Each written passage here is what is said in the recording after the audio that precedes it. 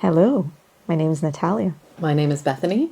I'm Laura. This is Codex Machina, a podcast where we discuss reading, publishing, and all things books.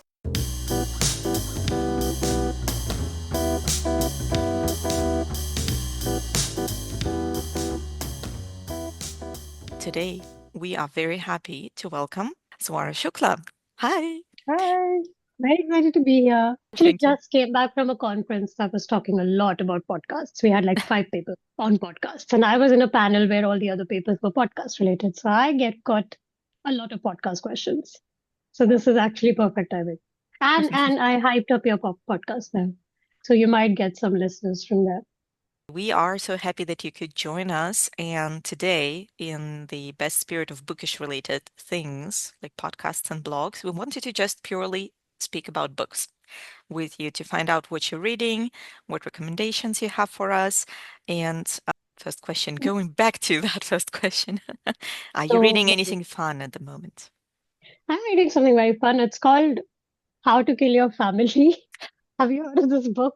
They're putting it front and center in Germany right now very much. And it was gifted to me. I would never read the genre, I think, but I'm enjoying it so much. I think it's very cathartic for reasons I won't disclose too much, but it's very cathartic to read. But the funny story is that my boyfriend found the book after I had been ranting about my family to him, and he just came up to me going, Swara, should I be worried? Why is that book on your table? Should I have taken you more seriously yesterday? Like, how soon is it going to be before I am visiting you in prison? You have time till I finish the book, at least. I can assure you of that. So But also, Tell us a little more. What is the book? What genre is it? Is it a comedy or it is dark satire, I guess? comedy. No, it's not really satire. It's a mix between social commentary and dark comedy and thriller, I guess, because they have these sequences where she's, spoiler alert, about to kill people related to her. And you do not know how she's going to do that till it actually happens. Despite you following her every step, putting her plans in motion, you do not know what's going to happen. So it really hits you. Um, and because it's written from the point of view of the serial killer, the now serial killer who's only killed like members of a family for reasons again I won't disclose in case anyone wants to read the book. But it is so irreverent in its prose. It's really fun. Like it doesn't feel like you're reading a murder. You don't, you don't feel bad for the people she's killing. It's just the prose. I can't explain it. I can't explain it till you read it. Has anyone seen the book in the bookstores? I've seen it a lot in the bookstores, and I have In to cover. say, also it has this very cute pink, light pink cover that Yeah. gives you a completely different vibe, right? It's a novel by Bella Mackie, and it Yes. looks very cute. But the title does look provocative, and it actually made me think a lot about My Sister the Serial Killer by Oinka Oh, Braithwaite. yeah. I Yeah. think this one came out, what, 10 years ago, something around this time. Has it been Um, that long? Because it was up yeah, for the Women's Prize, wasn't it? but a long time ago. I think we discussed it on Bibliobanter, so within the last 5 years. 2018. 6. Close. Almost 5 years. Listen, we all lost track of how time works for a while in the years between 2020 and 2023. And mostly it's like, have I known you that long? Yeah, that's one of those Wait, like no. experiences we've had. But going back to How to Kill Your Family, so apparently it's also going to be adapted to a thriller series. And I can see why. Yeah, I think it's one book where the cover, I think it's low hanging fruit, but the title and the cover work perfectly. I think it's done really well. Shout out to the designers, I have to say. Is the cover just the pink and the text, or is there a picture? There is a picture of a Oh, woman. It's okay. mirrored here. It's mirrored, right, in my video. Hmm. And that's the why of the family. And she's Oh, yeah, okay. shoveling That's that in. that's clever. Yeah. I think it's simple and so well done. And I can see why the bookstores would want to push it to the front. But I don't know how it's selling so far. I haven't read any reviews because I didn't want to spoil it for myself. And I haven't finished it. I'm like halfway through. but I would 100% recommend this, and I never thought I would ever recommend the book. I'm actually reading a couple, so I don't know what I should be talking about. So even the books I'm really, really not liking. You're Of welcome to, course, yeah, especially absolutely. those. Feel like we need to be warned. Yeah, there is this. I've been trying. I picked it up in Austria for like 17 euros because I was so looking forward to it. It's the book I Want to Die, but I Want to Eat Tteokbokki, which Corinna was researching. That's how I found out about it. And unfortunately, the symposium she introduced it in, it gave me completely a very different idea what the book was. So I'd been looking for it. I picked it up, spent 17 euros on it, couldn't even read. It's I wouldn't say it's bad, but it is not very engaging to me. It's a little too close to home sometimes, and it's a little too direct. It's a little too the only, I think, the innovative part is just that the whole book is transcriptions of her therapy sessions. So that is about it. That's where it stops. And everything else is, I think, very unimaginative. This is my opinion. If anyone else likes it, please, that's fine. Just go to signpost this. Okay. And usually I'm the most voracious reader on trains. And I couldn't read it even on the train. I couldn't finish it even on the train, even though I didn't have any other book to read. So I've kept it aside for now. But the worst part was that not only did I spend 17 euros on it, I realized that Corinna had ordered it for the library. So it was actually in the library, and I found it accidentally while working in a group room, and I just looked behind me, and it was the book right there. So that was one money, that was money not well spent. No, I totally get that. That's why I bought my copy used when they first became available. Okay. Like somebody were reselling, and I got this hardcover copy. And since then, what I found surprising, it came out in three other colors. Same book, three colors in pocket Yeah, editions.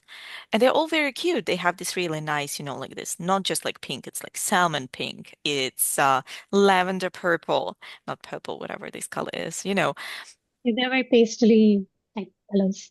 Like they're I very, very nice colors, nice font. It's packaged so well, but at the same time, the insides were kind of more, for me personally as well, kind of disappointing because in my case, I just could not stop being extremely suspicious of the narrator because, again, allegedly those are live recordings of her meetings with the therapist, yeah.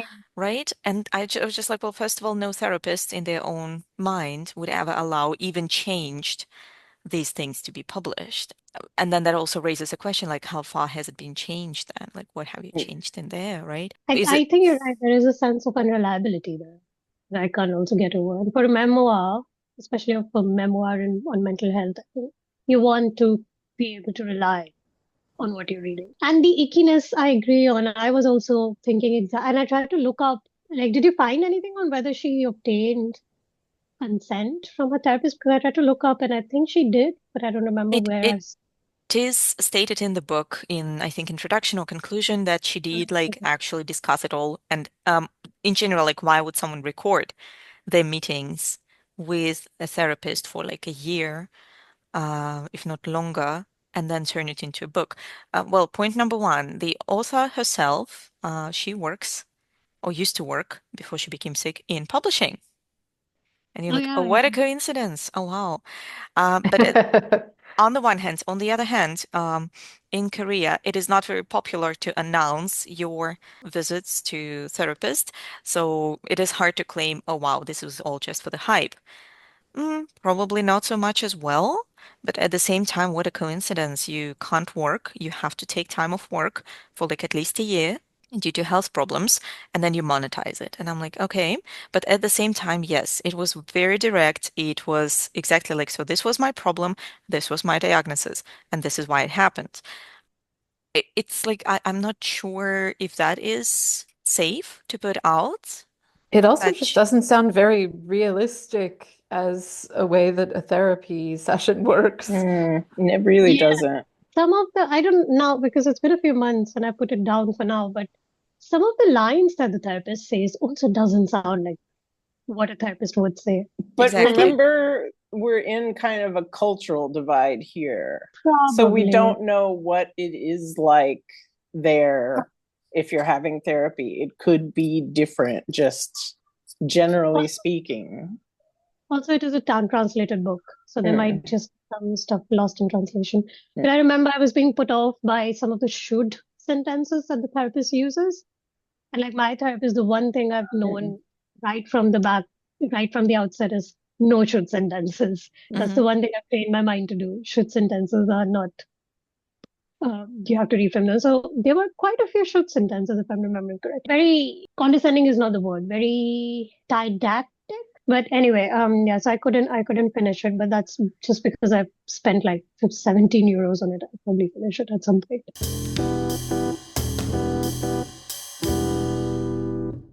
Pure speculation. Just wondering if this book was actually published in some kind of attempt to help change the image of seeking mental health treatment in Korea. Because one of the things that was said a few minutes ago is that it's still rare or that you try to keep it very private. And I was just thinking, we're discussing how much of it is really true or reliable or, but at the end of the day, I think it's probably quite brave to be the person willing to speak up on the topic in the first place. I think that would be true, but I also wonder, does it sell the idea of therapy? Because reading it, do you feel like you would want to be in this therapy? Is my question. Well, is the point to convince you that you need therapy or just to convince you that people who do seek out therapy are normal people and not to be looked down on?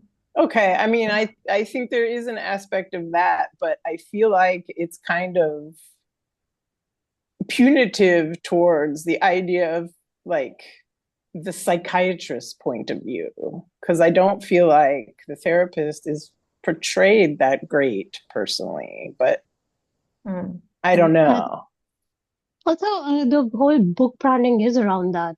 I think if it was exactly the same thing coming out of some other context where therapy is still a little less stigmatized, it would have been marketed very differently.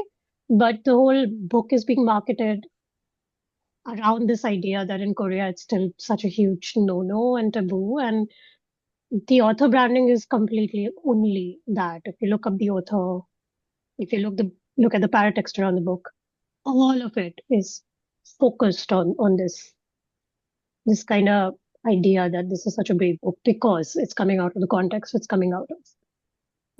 Which I is also wonder if that's something that they're doing specifically for the English or German translation, because there's this weird voyeuristic quality almost to us thinking like, ooh, this is so taboo for someone who lives in South Korea to be talking about these things. Ooh, that makes me really want to read it. Whereas they might be marketing it very differently to their internal audience. Like that might not be what they're focusing on in their paratexts in the Korean version. and now I need to look this up. Now I'm very interested in looking at what they're doing in Korea. That's an interesting thought. But I mean, as far as I know, the author, at least the author profile is very limited. Like it's very difficult to find anything else around the author, including pictures. So my guess would be it is being marketed around the same lines, but I'm now interested in looking up. I don't know. I don't know also much about Korean literature. I should probably have done that research before making a judgment on the book, but I don't know what sets it apart within that world of Korean literature because there is clearly a reason that this was picked up to be translated and sold here, right? In English speaking. Has it been translated into German as well? The book. Yeah, Does I anyone believe know? so. Yeah. Okay. and there was this very interesting situation why I'm aware of this book also from a symposium when they were talking about the fact that the German translation was made on basis of the Korean and English translations, and apparently at that time Anton Hua, the translator, was unaware of that, the translator of English version, that it was involved. So that was a bit uncomfortable. And I guess they figured it out. So, and the translation into German was done by a girl. Again, I'm gonna risk and sound ageist and whatnot. a girl who's a YouTuber who I think at the time, at the moment of translation, was doing her Abitur. So she was in the final year of school. And that is what I also found quite interesting to have like a teenager basically translate a very millennial book about mental health. She's half Korean, half German, so she obviously knows both languages, but I was like, overall impression of the issue, the problem. Like, I was like, I don't know. She could also be incredibly knowledgeable person. So again, I have not looked at the German translation eventually. At least, no, I mean, at the text. But it was an interesting decision. I mean, the idea is pretty intriguing, aside from the little ickiness factor I have about being the conversation model. But the other thing I didn't like, stylistically speaking, about the book was that she bookended every chapter with this. What did she bookend with? Like this moral of the day kind of thing. This very neat little. I forget the word she used for it, but she bookended every chapter with a little summary of what she's learned. And I thought that was very, in some cases, at least in the chapters I read, a little redundant, a little trying too hard. I felt like I didn't understand what it was trying to do exactly. And maybe that also might be because we are in a landscape where mental health conversations have gotten a bit more nuanced than maybe they might have been in Korea when this was published. I don't know. So I am ready to give it the benefit of the doubt, but some of it felt a little too unnuanced for me, given that we are talking about a pretty complex, or at least we were being told that they are talking about a pretty complex issue. And I think she called it persistent depressive disorders, persistent mild depression or something like that, right? I think she Persistent had was like there. several things. Like it was like a combination of things. Um, If she's recording all of her conversations and going over them every night, she also has some kind of major social anxiety disorder. Yeah, But yeah. honestly, this whole conversation is just proving to me all over again this thing that people say all the time. I don't know if you guys have ever heard this, that it's really mediocre books that you can write entire gigantic reviews of. If a book's good, what do you say about it? You say it's good. If a book's bad, you say it's bad. If it's mediocre, you have an What? entire manifesto about it. Absolutely. Yeah. Yeah. T- Absolutely. The weirdest podcast episode in my life was the one dedicated to um, Bernadine Evaristo's Girl, Woman, Other, because we Don't you dare literally, call that mediocre. I'll no, kill no, no, no, you. no. We literally recorded like, so this is who the author is. This is what the book is about. And this is, and then we were like, well, it's kind of perfect. We're like, what can we say? Like, we can't really, fight about anything about this book because it was like everything is so well balanced and it's so perfect. And we were sitting there like that was a very quick because usually our podcast recordings are like 3 hours long, and we were just like done in 30 minutes. We were like, so I that was believe you. fast. I don't know. I mean, I think that the book club I was in that we read Girl, Woman, Other, and we talked about it for a while, like hour and a half. We had a lot of things to say about it. But I think one of the things that you need to have if you want a long and nuanced conversation about Girl, Woman, Other is a man at the table who has also read the book. Oh my God, I have to do this now. Do you plan to do this in your book club, Laura and Bethany, with Thanos? Yes, every time we read something particularly feminist, I Huh. think that he just does it on purpose because he wants to give us the opportunity. Like, I don't get it. Somebody explain it to me, you know? Aw, that is sweet. That is sweet. Yeah. And then there's me. I'm coming into it and I'm like, I don't get it either. I'm studying this like it's an academic topic. Also, to say something positive about the book is that it made me discover tteokbokki. I don't know how to pronounce it, but it's actually quite good. Tried it Is in that Düsseldorf. it's like a sort of Fried rice. protein thing? I don't know They're what like to really call it. fat pasta kind of. Is that what that is? I Some like it's a fat Yeah, pasta. it's like a rice some rice. patty pasta-y thing in a sauce with an egg, a boiled egg. Yeah. I Where can't do you, remember. There's no vegetables in it. I Rice think it's cakes. rice They're rice cakes. cakes. Yeah. where did you You That get must have it? In, tried. that Korean restaurant in Munster near me has it.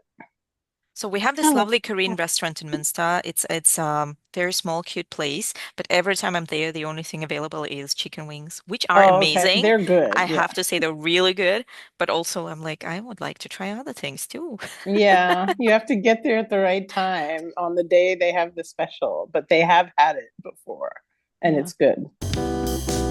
Swara, are you reading anything else food related? not a book per se, but I've been in the rabbit hole of modern love essays, if anyone knows that. No judgment. It's a guilty pleasure. And I recently finished an essay about connecting over food, like how food becomes your love language. And given that that's exactly the same for me, I think that was one of my favorite Mm, essays, even though, it feels really petty to use food as one of your deal breakers or one of the ways to connect with people, I think. But I think that's the closest I've gotten to something food related. mhm. We are going to leave all the links to the titles we mentioned and the articles we mentioned today in the description of this episode. So come by, go research for yourselves. Maybe food is your love language. I mean, food is a love language for everyone that has discovered how to cook. I know not everyone knows how or maybe has the ability to, but I think anyone who does cook does use it as a love language, right? And it's not only in the context of romance or trying to connect with a significant other, like, you know, as of the time that we're recording this episode, tomorrow is Thanksgiving in America, and I'm going to cook Thanksgiving dinner tomorrow to share with my parents-in-law who've never had a Thanksgiving dinner before because they're German. And I'm like, that's also a connection, you know? I agree. 100% agree. Also, happy Thanksgiving. I did not Yay! to it tomorrow. But I was also, speaking of America, I heard this funny, sort of not funny, but also funny line how, this phrase, how some people say these days, your body is my choice. And someone posted Oh, as well. yeah. I am so looking forward to seeing on the streets how actually these boys who go around and say your body is my choice are going to meet the girls who literally grew up listening to the bloodiest true crime podcasts and probably do know how to hide a body and not be arrested for murder. So And I like, think this is the point where I recommend a Love book that it. I read many years ago called Out. It's a Japanese novel by Natsuo Kirino. I am listening to this right now, literally. I am like an hour in. It's Out. fantastic. It's about a woman who kills her wife and gets her colleagues to help cut up his body and hide it around town. And then they kind of start working for the mob.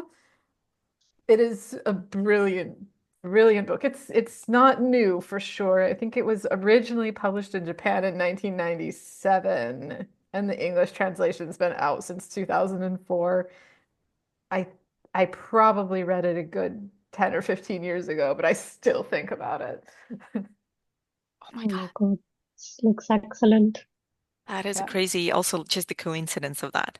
Yeah, it's like the ultimate reversal of your body, my choice.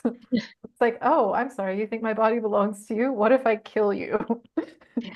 Well, but does the reverse also go the same? Like guy's body, women's choice, so Well, we that's can what I like mean. Like kick what them in they the nuts? choose to do with his body is murder it and cut it up into little pieces. So, Exactly. That's what I'm saying. It's like that's a slippery slope to go down, son. listen, I think this is the moment where we all state for the record that we do not condone violence and murder. We do We not. talk about novels about fake and fictional serial killers. That's all. And none of that is a call for action or a guide or tutorial No. in any way or form. But I will caution that it's not a good idea to piss off a huge section of the female population of any country. And that might be what's happening. So Was it Iceland where they had that women's protest day where they Hmm. all wouldn't go to work for one day and they only needed one day because after 24 hours, every man in the country was like, oh God, we're so sorry. Please come back. I think it was Scandinavia somewhere. It was Was Iceland, It Iceland. was Iceland. Yeah. Iceland. Okay. Yeah. And I think it's a good example because in case of Iceland, it's also very sparsely populated, right? So we could actually see women organize very quickly, and it's literally possible. And I think the great part of it was also they've just met up and did nothing. Like it was literally everything, the household, the workplaces, just literally eliminated themselves from these situations for a day, and we could see how this worked. And I feel like even if they had done it for a week, for example, several days, you could see even more issues coming up. Things that you just think are happening on their own are actually planned by someone, right? They're organized by someone, they're done by someone, and who's underappreciated. So that was, I feel like, a good demonstration in a smaller scale. Smaller, well, still it's an Yeah. entire country, right? Um, Yeah. But like but that's what happens when you piss them off, I right? mean, it's also a country where you have to have an app to make sure you're not related to the person you're dating. So, it is a small country, but Let's talk about books some more. No, now I'm just reading the academic books, like lots and lots of them. It's a Beth Driscoll's new publication on how people read in the world of TikTok. It's called What Readers What Do: readers do. Yes. Aesthetic and Moral Practices of a Post-Digital Age. It is quite good. It's quite fun. I mean, I haven't finished reading it. It's now not over. It's been loaned out for I don't know how long, and I have. And now we have a shout out to Beth Driscoll. I think by the time we get done recording all of our planned episodes, we will have shouted out basically every name that is currently working in the field of book studies. So and maybe we can get her not and a lot of Claire. names. Maybe we can get her and Claire on the podcast. I just read a cutest romance novel where main male character he has PTSD, so he had a bit of like a panic attack, and his enemies to lovers, female lead, helped him get home. And they were already in a fake relationship, so she was helping him to shower. You are And then hitting all of my buttons with the enemies to lovers fake relationship shit. that's why I love that book so much. I'm What's actually the name of the re-listening. book? I am re-listening to it. I'm going to send you the link. Stop But the the cutest part title. was when she was trying to help him wash his head because he was still kind of shaky, and she couldn't see because she took her glasses off before getting in the shower with him. She did not undress, but she took off her glasses.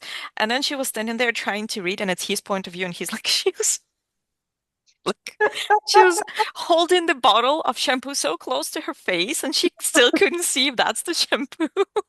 No, that is somebody just inserting their real life situations into their fiction. And I'm like, Wow. Yeah, which is good because people need to understand this happens. It this happens. is adorable. It is called An Enemies to Lovers Romance by Roxie Noir.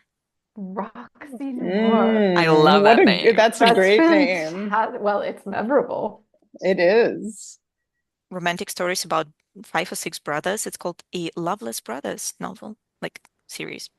Oh, so there's one book I about each brother. Yeah, it's a small town romance, and it is very cute. And I feel like, by the way, why I love this series so much, I feel like everyone there has been to therapy, and they're all already like on the way to build like the healthy relationships in their life. So you basically watch people past some sort of like weirdness or like the conflict of their life building healthy relationships. So you're like, oh, that's good. That's Mhm. actually very pleasant to read That nowadays. is good. I just hope Roxie Noir and Chuck Tingle are friends because it feels like they need to be friends. I don't know if she can Well, they handle don't his. write at all in the same genre. Well, it doesn't matter. Just I feel like the feeling, the idea of these people, it sounds similar. I don't know. I don't know. I also have noticed that there is a certain ubiquitousness now to some of the YA or new adult fiction where all of the characters speak as though they picked up their language from therapy sessions and they all have these very healthy coping mechanisms and communication skills. And I'm like, but where's the drama? Well, the They're drama supposed happens to in the hurt real each other's world. feelings and not be able to deal with it for months at a time. Where's the enemies part? That happens in Where are the reality people now. going through self-destructive tendencies? I want to see myself in fiction. God damn it. Just kidding. No, we want healthy, good novels to deal with the dystopia around us. That's what we I think need. there's room for both. There is room for both, We need without a doubt. deeply unwell people in some of our fiction and people who have realized and are working on it in other Right. books. Mhm. I'm very Absolutely. tempted to propose a whole podcast episode on the romance genre. Well, I mean, we Oh, will for do that. sure. We More will than do one. that for sure. Because Yeah. I tried my very first tropey romance book like a few months ago. I know I'm very late in the game. It's by Emily Henry. It's called Book Lovers. Oh, indeed. Everyone recommended I start with that, so I took it up. Man, it's so popular on Goodreads. The Goodreads reviews are even more fun to read if you actually go into that rabbit. I've read one Emily Henry. I think it was Beach Read, and I was Yeah, just I've seen that. it was fine. It is That's all I can very say about tropey. Emily Henry. It's fine. She is very tropey and predictable, but I think I just picked up that book right when I needed Yeah. it, just to shut up your brain. 1.2 million ratings on Goodreads. It's so big on Goodreads. I think that's how I decided to pick it up when I decided I'll read my first romance. But Emily Henry is quite big on Goodreads in general. Mhm. And Oh, all her yeah. covers look the same, so I never really remember the titles themselves. Oh, some point we are also going to have to do an episode on like paratextual branding for Oh, well, for authors. sure, for sure. Because Emily Henry is a classic example of that. It's a very good example. I mean, I feel like whenever I go to the Thalia and I look at the romance or the book talk centric shelf, half the color schemes are very similar on the book, Oh, for pastely sure. colors. I mean, it all mixes up in my head after a while. The only reason I remember Emily Henry's name singularly is because I have the book by her. So keep these thoughts, make a list, otherwise I know we will forget. And We we will shall. not forget. We have a huge, like, You say that now. Look at well, me. okay, that's Don't be like true. me. But I mean, I feel like every second we think of something we could do Yeah. a podcast episode about. So I would say we should That's make not a bad thing. no, it's not. But you know, we need to actually discuss Wattpad and serialization the Yes, next time. that's also true. I absolutely. mean, Thank you. romance fits into that, so romance is a bit of a subplot. Yeah, when it comes. romance is great. And especially like, although I can't read standard mixed gender romance anymore, I'm tired of the tropes. I want something different. I don't want boy meets girl and the chase and this and that. Well, That's you know why I got you covered. yeah, that's why Bethany I've been loaned giving me her a all of my ton. queer Yeah. things. So I've Please got a give- lot of stuff. I would love some of that too, Queer please. Okay. comics, queer horror, queer sci-fi, queer fantasy, just queer romance. Swara, thank you so much for joining us today to talk about books, and we hope to see you in our next episodes as well. Thank you for having me. This was so fun. And we are not yet done talking to Swara Shukla. Please join us for the next episode where we talk about serialization of literature and Wattpad. Stay tuned. And now, bloopers. I was thinking that maybe today we just talk about books you read, books you like, or something you've read recently. It can be something you generally consider, okay, that deserves everybody's attention. Speaking of, I just found out one of my good friends has not read The Secret History. So here we are. I bought her a copy. I have done that before. I had a coworker who reads voraciously, like 100 books a year. And so if you gave him a book and said, like, I recommend this book, he would say, thanks, and he would read it like Mhm. within a couple of weeks. It wasn't like one of those friends where you're like, where you recommend the same book to them for like 5 years before they get around to it. And it was just so addictive. And we worked at a bookstore, so books were cheap. Like $7 would buy you a paperback book. So anytime I've read a book that I really liked, I just bought him one and gave it to him. And they're like, here, let's talk about this next time we have the same shift. That is amazing. That is amazing. That Yeah. happens to some of my students lately. So I bring up books and they like give each other recommendations and start reading these things and keep discussing them in the next lesson. I'm like, wow, that's amazing. Look at you being so fast and reading so much. And I'm like, oh, but I want to. God, I think I've only read something like 11 or 12 books this whole year, which is insane. I mean, outside of what I've read for school, of course. Like I've read a lot for school that I'm not counting, but like I pleasure think you should, reading, almost nothing. I would say you should count the stuff you read for school. Yeah, but it's never like a book, you know? It's always like 27 articles on a topic. Like But it's also a question like fan fiction. Do you count a fanfic you read as a I book? don't, even though I read a lot of that. And that's why I think you should. I know, Because right? I mean, if I count those, I've probably read like another 10 books this year, but see, exactly. Should we go over Leslie Housem's definition of a book? you know It's that I actually used Leslie Housem's definition of a book to talk about why fan binding of fan fiction helps fan fiction fulfill the definition of Leslie Housem's definition of a book. I wrote that's a paper one about reason. this. We also used it to explain reality TV's issue as a book too. So, Leslie Housem is just great for that. Is Leslie Housem aware of the fact that you use her model to talk about reality She TV? And is does she very approve? aware. I have actually talked to her about it in person. Well, not in person, but over Zoom. Yeah. Well, this is our shout out to Leslie Housem. If she ever listens to our podcast, hi. Pioneer and a giant in our field. What can you Yes, say? she is. Yeah. She's the greatest. And like one of the nicest people I've ever met, and very Yeah. interested in all aspects of book history. So, she's great to talk to. She's also really supportive of like young students, which I didn't expect Yeah. to get from her. But back to the central question. What are you reading right now?